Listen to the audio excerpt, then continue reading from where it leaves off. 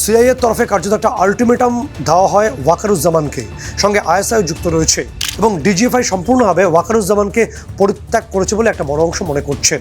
এবং আলটিমেটামটা ছিল যে যেভাবে এই একাধিক প্রজেক্ট সাইটের জন্য পুরো দ্বীপ নিজেদের হাতে ইতিমধ্যে নিয়ে ফেলেছে ইউএস আর্মি, ঠিক সেভাবে নিজেদের স্বার্থকে চরিতার্থ করার জন্য তারা পুরো বাংলাদেশের ক্ষমতাকে হাতে রাখতে চাইছে, অবশ্যই পাকিস্তানের মাধ্যমে। সেই কারণে একটা ন্যারেটিভ ইতিমধ্যে ওয়াকারুজ্জামানের সামনে নিয়ে এসছে সিআইএ এবং আইএসআই। সেই ন্যারেটিভটি কি? সেই ন্যারেটিভটি হলো যে বাংলাদেশে নির্বাচন আসন্ন এবং সেই নির্বাচনে আমেরিকা এবং পাকিস্তানের লবির মুখ হলেন মোহাম্মদ ইউনুস এবং তার সিন্ডিকেট, এবং তার সঙ্গে জামাত পরবর্তী ক্ষেত্রে যুক্ত হতে পারে সেই আভাস দিয়ে রাখা হয়েছে। যদিও ওয়াকারুজ্জামান তিনি জানুয়ারি মাসের 31 তারিখে অবসর গ্রহণ করছেন, এখন অবধি যা ঠিক আছে, কিন্তু তার যে কার্যকালের যে সময় তা মোটামুটি বাংলাদেশের নির্বাচনের সঙ্গেই অতিবাহিত হচ্ছে বা প্রবাহিত হচ্ছে। আলটিমেটামটি এভাবেই দেওয়া হয়েছে যে ওয়াকারুজ্জামান এমন কোনো পদক্ষেপ যেন এখন গ্রহণ না করেন যার পরিপ্রেক্ষিতে আমেরিকার লবির মুখ মোহাম্মদ ইউনুস কোনোভাবে বা তার যে সিন্ডিকেটটি আছে সেটি ক্ষতিগ্রস্ত হয় প্রথমত। কিন্তু এখানে টুইস্টিং ছবিও আছে। সেই টুইস্টিং ছবির জন্য ইতিমধ্যেই আমেরিকা বেশ দ্বিধাগ্রস্ত হয়ে পড়েছে। অনেকে বলছেন যে ওয়াশিংটন ভীত এবং সন্ত্রস্ত হয়ে পড়েছে। সেই ছবিটা হলো ডিসেম্বরের দ্বিতীয় সপ্তাহ। তখন তুর্কমেনিস্তানের রাজধানী আজগাবাদে নিজেদের বাঁচাতে, নিজেদের সুরক্ষিত করতে তুরস্ক সরাসরি বৈঠকে বসে রাশিয়ার সঙ্গে, এবং তুরস্কের প্রেসিডেন্ট রিসেপ তাইপে এরদোগানের সঙ্গে বৈঠক হয় রাশিয়ার প্রেসিডেন্ট ভ্লাদিমির পুতিনের। তুরস্কের একাধিক বিষয় নিয়ে যখন রাশিয়ার সঙ্গে কথা চলছে, তখন রাশিয়ার প্রেসিডেন্ট ভ্লাদিমির পুতিন একটি আলটিমেটাম দেন তুরস্ককে। কারণ ইতিমধ্যে তথ্য সামনে আসছে যে বিএনপির চেয়ারপারসন তারেক রহমান তিনি মূলত বাংলাদেশে প্রত্যাবর্তন করতে পারছিলেন না তুরস্কের গোয়েন্দা সংস্থা এমআইটির প্রতিরোধের জন্য বা তাদের আপত্তির কারণে। এবং রাশিয়ার তরফে তুরস্ককে পরিষ্কার জানিয়ে দেওয়া হয় যে বাংলাদেশের একটা গণতান্ত্রিক ফরমেশন খুব দ্রুত প্রয়োজন। সেই কারণে তুরস্ক যেন এক্ষেত্রে আর আপত্তি না করে বা বাধা না দেয়। এরপরই ডিসেম্বরের লাস্ট উইকে যে ছবিটা সামনে আসে তা হলো তুরস্কের গোয়েন্দা সংস্থা এমআইটির যে 50 জন শীর্ষ আধিকারিক যারা ঢাকায় বিভিন্নভাবে অবস্থান করছিলেন, অপারেট করছিলেন, তারা একে একে ইতিমধ্যে তুরস্কের রাজধানী আঙ্কারায় ফিরে গেছেন। এরপর চ্যাপ্টার 2, এবং চ্যাপ্টার 2 এর ক্ষেত্রে আমরা দেখতে পাচ্ছি যে ইতিমধ্যে তারেক রহমান সপরিবারে তিনি বাংলাদেশে প্রত্যাবর্তন ঘটিয়েছেন, তিনি ফিরেছেন, এবং তার সঙ্গে ফিরেছে তাদের বিদেশি বিড়ালটিও। এক্ষেত্রে একটা গুরুত্বপূর্ণ ছবি তৈরি হচ্ছে। সেই ছবিটি হলো যে তারেক রহমানের বাংলাদেশের এই প্রত্যাবর্তনের সঙ্গে আরও একটি গোয়েন্দা সংস্থা, তা হলো ব্রিটেনের MI6-এর একটা সমর্থনের ছবি সামনে আসছে। এই পর্বে এসে ব্রিটেনের গোয়েন্দা সংস্থা MI6-এর সঙ্গে আমেরিকান গোয়েন্দা সংস্থা সিআইএর একটা মতবিরোধ হয়েছে বলে একাধিক তথ্য আমাদের কাছে আসছে।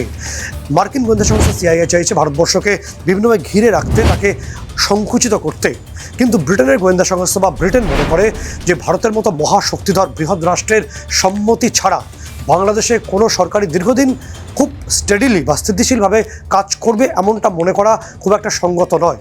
যে কারণে ব্রিটেন চাইছে একটা গণতান্ত্রিক সরকারের মাধ্যমে ভারতের সঙ্গে একটা সেতু বন্ধন তৈরি করতে। এবং এক্ষেত্রে একটা গুরুত্বপূর্ণ বিষয় আসছে, বিএনপির সঙ্গে ভারতের কোনো মৌলিক সমস্যা নেই বা মৌলিক শত্রুতাও নেই।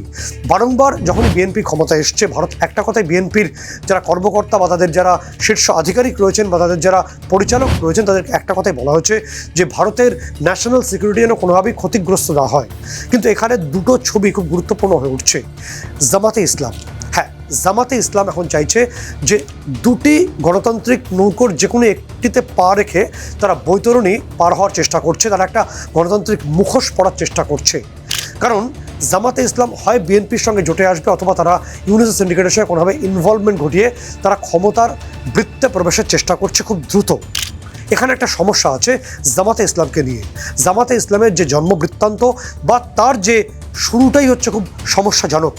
জামাতে ইসলাম তারা একটা গণতান্ত্রিক মুখোশ পড়ার চেষ্টা করছে, এবং 1941 সালে লাহোরে সৈয়দ আবুল আলা মৌদাদি এই জামাতে ইসলামের প্রতিষ্ঠা করেন, এবং প্রতিষ্ঠার সময় থেকেই জামাতে ইসলামের যে ফান্ডামেন্ট রয়েছে, তাদের যে কনস্টিটিউশন রয়েছে, তা পরিষ্কার বলা রয়েছে বা তারা বিশ্বাস করে যে তারা কোনো রাষ্ট্রের কাঠামোয় বিশ্বাস করে না, তারা কোনো শিক্ষা ব্যবস্থা বা প্রচলিত শিক্ষা ব্যবস্থা বা তারা কোনো প্রচলিত বিচার ব্যবস্থাকেও বিশ্বাস করে না। তারা একমাত্র উগ্র কট্টর মৌলবাদী শরিয়ত আইনের উপর দাঁড়িয়ে গোটা বিষয়টা পরিচালনা করতে চায়। যে কারণে পাকিস্তানের যে জামাতে ইসলাম, যার ইস্ট পার্ট বা পূর্ব ভাগের শাখা হচ্ছে বাংলাদেশের জামাতে ইসলাম, তারা ভারতবর্ষকে চিরশত্রু বলে মনে করে। ফলে আগামী 100 বছরও এই জামাতে ইসলামের সঙ্গে ভারতবর্ষের সম্পর্ক মধুর হবে এমন ভাবার কোনো কারণ বিশেষজ্ঞরা দেখছেন না। ফলে জামাতে ইসলামের ক্ষেত্রে ভারতবর্ষের প্রথম থেকে আপত্তি রয়েছে, আজ পর্যন্ত তা বজায় রয়েছে। এখানে একটা বিষয় আসছে, যে রাজনৈতিক দলের হয়ে জামাতে ইসলাম তাদের রাজনৈতিক অন্তর্ভুক্তিকরণ ঘটাক না কেন, ভারত বা দিল্লির তরফে নয়াদিল্লির তরফে পরিষ্কার বার্তা দেওয়া হয়েছে, আমাদের এনএসের তরফে পরিষ্কার বার্তা ইতিমধ্যে ঢাকাকে পৌঁছে দেওয়া হয়েছে যে জামাতে ইসলাম যদি ক্ষমতার বৃত্তে প্রবেশ করে তাহলে কোনোভাবেই যেন ভারত বিরোধী কোনো জেহাদি গোষ্ঠীকে বাংলাদেশের মাটিতে কোনো লজিস্টিক সাপোর্ট বা কোনো মেডিকেল সাপোর্ট বা শিবির চালানোর কোনো রকম পরিকল্পনা না করে। সেক্ষেত্রে ভারত তার চূড়ান্ত সিদ্ধান্ত নিতে বাধ্য হবে।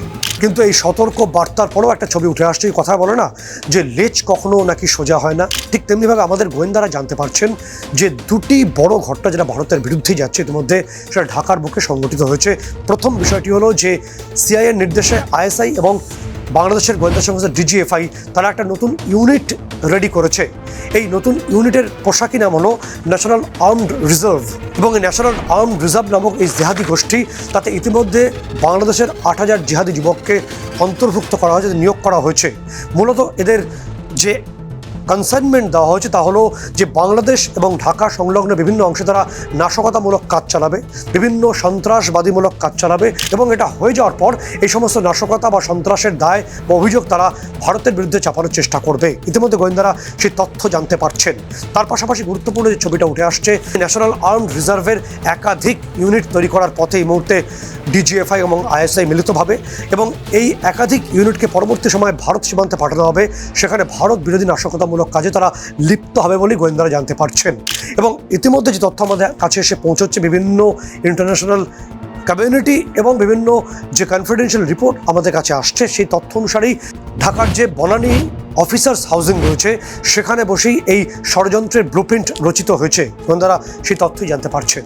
এবং গোয়েন্দা রিপোর্ট আরও জানা যাচ্ছে যে ইতিমধ্যে ভারতের বিরুদ্ধে চক্রান্তকে বাস্তবায়িত করার জন্য পাকপন্থী বাংলাদেশের অবসরপ্রাপ্ত সেনা ব্রিগেডিয়ার আব্দুল আমান আজমিকে দায়িত্ব দেওয়া হয়েছে। তাকে দায়িত্ব দেওয়া হয়েছে যে ভারত বিরোধী এই ইউনিটগুলোকে অ্যাক্টিভ করতে হবে দ্রুত।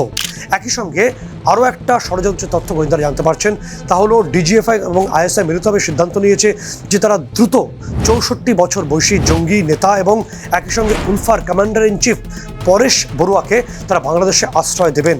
মোটামুটি সিদ্ধান্ত হয়েছে, সেই ছবি বিভিন্ন গোয়েন্দা রিপোর্টের সামনে আসছে। এবং পরেশ বড়ুয়াকে কেন বেছে নেওয়া হচ্ছে, তার কারণ হলো বাংলাদেশের জেলে একটা সময় পরেশ বড়ুয়া তিনি বন্দী ছিলেন। তিনি বাংলাদেশের টপোগ্রাফি খুব ভালো করে জানেন এবং বোঝেন। তার পাশাপাশি তথ্যটি আসছে যে বাংলাদেশে উলফার বিভিন্ন স্লিপিং সেল আছে, সেগুলো পরেশ বড়ুয়ার মাধ্যমে তারা নতুনভাবে অ্যাক্টিভ করতে চাইছেন। তার পাশাপাশি পরেশ বড়ুয়াকে বাংলাদেশে রেখে বাংলাদেশের 3টি অংশে, মূলত সিলেট, চট্টগ্রাম এবং ময়মনসিংহ, এখানে নতুন করে উলফার যে জঙ্গি শিবিরগুলোকে অন্তত 10 থেকে 12টি সেগুলোকে শুরু করতে চাইছে বাংলাদেশের সেনার একটি অংশ ডিজিএফআই এবং আইএসআই। ইতিমধ্যে আমাদের গোয়েন্দারা সেই তথ্য জেনে ফেলেছেন, ডিকোড করতে পেরেছেন গোটা বিষয়টিকে। গোয়েন্দা রিপোর্টে চাঞ্চল্যকর তথ্য আসার পরেই দিল্লির তরফে ঢাকাকে একটা সতর্কবার্তা ইতিমধ্যে পাঠিয়ে দেওয়া হয়েছে বলেই বিভিন্ন তথ্য আমরা জানতে পারছি। দিল্লির তরফে ঢাকাকে বলা হয়েছে যে আমরা একটা ডিসিপ্লিন বর্ডার ম্যানেজমেন্ট চাইছি, অর্থাৎ সুস্থ সীমান্ত। কিন্তু যদি এভাবে ডিজিএফআই এবং সেনাবাহিনীর একটা অংশ তারা ভারত বিরোধী চক্রান্ত করে, তাহলে ভারত এক্ষেত্রে পরবর্তী সামরিক পদক্ষেপ নিতে বাধ্য হবে। সেক্ষেত্রে আমাদের পদক্ষেপ অত্যন্ত কড়া হবে।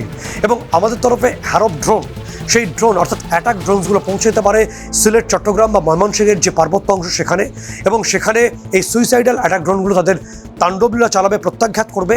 এবং তার পরিপ্রেক্ষিতে পরেশ বড়ুয়া এবং তার যে ইউনিট, যেভাবে এই জঙ্গি শিবিরকে আমরা মায়ানমারের জঙ্গলে ধ্বংস করেছি, ঠিক একইভাবে বাংলাদেশের এই পার্বত্য অঞ্চলে এই জঙ্গি শিবির গুড়িয়ে দেওয়া হবে। এবং বিশেষজ্ঞরা মনে করছেন শুধুমাত্র এই উলফার জঙ্গি শিবির সেক্ষেত্রে ধ্বংস হবে না, একই সঙ্গে আরসা থেকে শুরু করে হুজি, একই সঙ্গে জয়সি মোহাম্মদ বা লস্করের যে সহযোগী সংগঠনের জঙ্গি শিবির, যেগুলো তথ্য ইতিমধ্যে আমাদের গোয়েন্দারা জানতে পেরেছেন বিভিন্ন স্যাটেলাইট ইমেজের মাধ্যমে, সেগুলোকে নিকেশ করা হবে। বাংলাদেশের মাটিতে তৈরি হওয়া জঙ্গি শিবিরগুলোকে নিকেশ করতে, নিউট্রালাইজ করতে আমরা যদি কোনো অপারেশন ক্লিনজিং বা কোনো সীমায়িত সময়ের জন্য সার্জিক্যাল স্ট্রাইকে যাই, সেক্ষেত্রে সেটা খুব একটা অন্যরকম ছবি হবে না বা বিশেষজ্ঞরা অবাক হবেন না বলেই একটা বড় অংশ মনে করছেন। এক্ষেত্রে আমাদের ড্রোনের ক্ষমতা সম্পর্কে ইতিমধ্যে আমরা বলছি না, পাকিস্তান বক্তব্য রেখেছে।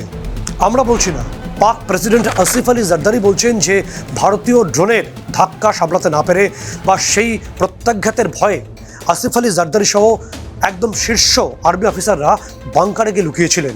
সুতরাং এটা ঢাকার ক্ষেত্রে শিক্ষণীয় হওয়া বাঞ্ছনীয় সময় থাকতে থাকতেই, কারণ ইতিমধ্যেই ছবি হয়তো একটা শুরু হয়েছে। কারণ টেকনাফ এবং কক্সবাজার সংলগ্ন অংশের মানুষ সেখানে যারা বসবাস করেন তারা গত ৩-৪ দিন ভালোভাবে ঘুমোতে পারেননি প্রচণ্ড মর্টার সেলিংয়ের তীব্র শব্দে এবং এয়ার স্ট্রাইকের আতঙ্কে এবং আশঙ্কা। দেখুন, একটা ছবি পরিষ্কার, যদি এভাবেই ভারত বিরোধী কার্যকলাপ চলতে থাকে সেক্ষেত্রে একটা দ্বিতীয় বা প্ল্যান বি তৈরি হচ্ছে বলে অনেকে মনে করছেন। সেক্ষেত্রে আরাকান আর্মি এবং প্রচলিত শান্তি বাহিনী চট্টগ্রামে যারা এখনও পর্যন্ত অ্যাক্টিভ রয়েছে, এই দুটি অংশ একসঙ্গে মিলে যেতে পারে এবং দুটি অংশ একসঙ্গে মিললে যেটা মনে করা হচ্ছে, বিশেষজ্ঞরা মনে করছেন যে 4,500 থেকে 5,000 পর্যন্ত একটা গেরিলা ফোর্স রেডি হতে পারে এবং যারা খুব দ্রুত মাত্র কয়েক ঘন্টার মধ্যেই গোটা এরিয়াকে ডমিনেট করতে পারবে, সেই ছবিটা তৈরি হতে পারে। সেই সম্ভাবনা বিশেষজ্ঞরা দেখছেন বা একটা বড় অংশই সেটা মনে করছেন। ঢাকাকে চিন্তায় ফেলেছে নয়াদিল্লির আরও একটি ঘোষণা, কারণ সম্প্রতি আমাদের প্রতিরক্ষা মন্ত্রক, আমাদের ডিফেন্স অ্যাকুইজিশন কাউন্সিল একটি ঘোষণা করেছে এবং সেই ঘোষণা অনুসারে ৭৯,০০০ কোটি টাকার সমরাস্ত্র আমরা নতুন করে কিনতে চলেছি। কী কী থাকছে সেই সমরাস্ত্রের মধ্যে? যে তথ্য সামনে আসছে যে আমরা লং রেঞ্জ গাইডেড মিসাইল, একই সঙ্গে ইন্টিগ্রেটেড ড্রোন এবং লাইট ওয়েট রাডার আমরা কিনছি এবং এই কেনার অনুমোদন ইতিমধ্যেই দিয়েছে আমাদের ডিফেন্স অ্যাকুইজিশন কাউন্সিল। এবং যে তথ্য আমাদের কাছে এখনও পর্যন্ত এসে পৌঁছচ্ছে যে এয়ারফোর্সের জন্য অস্ত্র MK2 মিসাইল, একই সঙ্গে MR-SAM, পাশাপাশি আর্ম ফোর্সের জন্য পিনাকা এবং পিনাকার আপগ্রেডেড ভার্সন এবং একই সঙ্গে নেভির জন্য MQ-9 রিপার অ্যাটাক ড্রোন। এই অ্যাটাক ড্রোন ইতিমধ্যেই আফগানিস্তানে দারুণ পারফর্ম করেছে বলে একাধিক সমর বিশেষজ্ঞরা মনে করেন।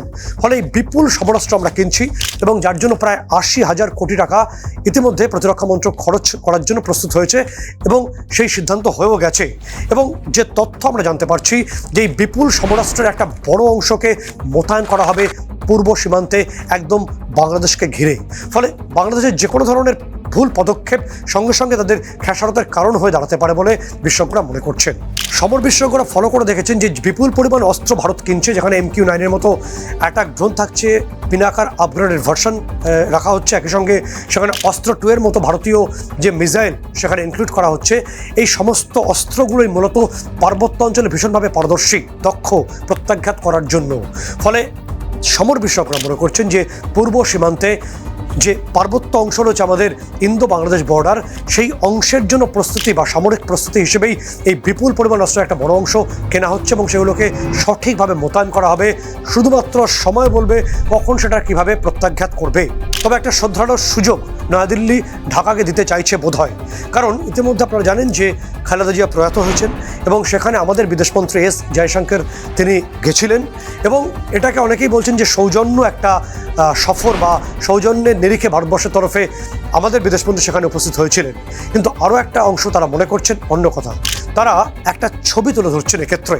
কারণ যখন আমাদের বিদেশমন্ত্রী এস জয়শঙ্কর তিনি ঢাকায় পৌঁছেছেন তার ঠিক একদিন আগেই বাংলাদেশের রাষ্ট্রদূত M রিয়াজ হামিদুল্লাহ তিনি ঢাকায় পৌঁছে গেছিলেন এবং নয়াদিল্লির যে কড়া বার্তা তিনি ইতিমধ্যেই ঢাকায় যারা শাসন ক্ষমতায় আছেন তাদেরকে বুঝিয়ে বলেছেন বলেই গোয়েন্দারা জানতে পারছেন।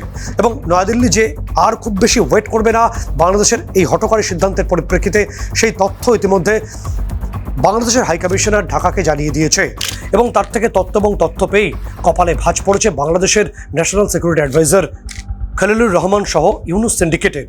এবং এরই মধ্যে আমাদের বিদেশমন্ত্রী এস জয়শঙ্কর তিনি প্রধানমন্ত্রী নরেন্দ্র মোদীর বিশেষ চিঠি তুলে দিয়েছেন তারেক রহমানের হাতে। বিশেষজ্ঞরা মনে করছেন ওই চিঠিতে যেমন সৌজন্যের কথা রয়েছে, শোক জ্ঞাপনের কথা আছে, ঠিক তেমনিভাবে ভারতের ভবিষ্যৎ পদক্ষেপের কথাও লুকোনো আছে, নিহিত আছে চিঠির মধ্যে, যা বুঝে নিতে ঢাকার বোধহয় কোনো অসুবিধা হচ্ছে না। এবং এটা বোধহয় ঢাকাকে শেষ আলটিমেটাম দেওয়া হলো আমাদের তরফে। এরপর বাকি সিদ্ধান্ত ঢাকা যেমনভাবে নেবে সেভাবেই তার প্রত্যুত্তর ভারত দিতে প্রস্তুত, সেটা কূটনৈতিক এবং সামরিক দুই হতে পারে বলে বিশেষজ্ঞরা মনে করছেন। একই সঙ্গে আরও দুটি গুরুত্বপূর্ণ তথ্যটা জানিয়ে রাখবো, তা হলো বাংলাদেশের দোসর পাকিস্তান, তাদের জন্য দুটো ভয়ঙ্কর বা একাধিক ভয়ঙ্কর ছবি ইতিমধ্যে তৈরি হয়েছে। কারণ ইতিমধ্যেই ইসরায়েলের প্রধানমন্ত্রী বেঞ্জামিন নেতানিয়াহু তিনি সরাসরি মোসাদকে নির্দেশ দিয়েছে যে পাকিস্তানে যে অনিয়ন্ত্রিত নিউক্লিয়ার প্রজেক্ট সেগুলোর ব্যাপারে যেন মোসাদ সক্রিয় হয় এবং দুনিয়া কাঁপানো এই ভয়ঙ্কর গোয়েন্দা সংস্থা মোসাদ যদি কোনো দেশের বিরুদ্ধে সক্রিয় হয় সেই দেশ হাড়ে হাড়ে টের পায় যে তাদের জন্য কি ভয়ঙ্কর ছবি লুকিয়ে আছে। একই সঙ্গে আরও একটা ছবি পাকিস্তানের জন্য অত্যন্ত ভয়ঙ্কর হতে চলেছে, তা হলো ইতিমধ্যে ভারত রাজস্থানের শার্দুল শহর সেখানে সবথেকে অ্যাডভান্সড এয়ারবেসটা তৈরি করতে চলেছে এবং সেখানে আমাদের অ্যাটাক ড্রোন ইউনিট এবং পাশাপাশি ফাইটার জেট থাকবে দ্রুত উত্তর দেওয়ার জন্য, প্রত্যাঘাতের জন্য। বিপদ আরও বাড়ছে পাকিস্তানে, কারণ ইতিমধ্যে ইন্ডিয়ান এয়ারফোর্সের তরফে পাক সীমান্ত জুড়ে নোটাম জারি করা হয়েছে এবং আগামী 20 থেকে 21 জানুয়ারি আমাদের ফাইটার জেট পাকিস্তানের করাচি বন্দর এবং সংলগ্ন অংশে দাপিয়ে বেড়াবে। এবং এই তথ্য সামনে আসার পরেই মার্কিন যুক্তরাষ্ট্রের যে গোয়েন্দা সংস্থা, একাধিক গোয়েন্দা সংস্থার তথ্য সামনে আসছে এবং আমেরিকার একাধিক গোয়েন্দা সংস্থা মনে করছে যে পাকিস্তানের সন্ত্রাসবাদী কার্যকলাপের জন্যই মূলত 2026-এ অপারেশন সিঁদুর 2 নতুন করে এসক্যালেট করবে, যার আশঙ্কার কথা বহু আগে বিশেষজ্ঞরা শুনিয়েছেন এবং আমাদের প্রতিরক্ষামন্ত্রী তা দৃঢ়ভাবে বলেওছেন। বিশেষজ্ঞরা কিন্তু অন্য কথাই মনে করছেন, তারা মনে করছেন যে কোনো মুহূর্তে এই ধরনের, অর্থাৎ পশ্চিম সীমান্তে ভারত যেভাবে সামরিক সজ্জাকে বিস্তার করছে, যে কোনো মুহূর্তে অপারেশন সিঁদুরের ফেজ 2 শুরু হতে পারে এবং তা পাকিস্তানকে এবার ধূলিসাৎ করবে। ঠিক একইভাবে পূর্ব সীমান্ত বাংলাদেশের জন্য একই রকম অশনি সংকেত অপেক্ষা করছে বলে বিশেষজ্ঞরা মনে করছেন।